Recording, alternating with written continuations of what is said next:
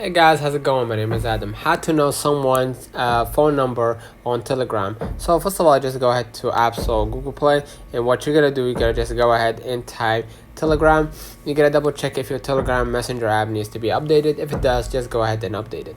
And as you can see right here, this is the interface of the app. And basically, if you want to know, someone's phone number, you can just go ahead to the contacts, and you're gonna be able to see the person. Let's say for example this one, I'm gonna click on their name at the top, and you're gonna be able to see their phone number, and the same goes for every contact. But if you want to see the phone number of your people that you follow, like channels or rooms or whatever, unfortunately for now it's not gonna be you're not gonna be able to see it, right? Let's say for example, I'm gonna just go ahead to this one, right?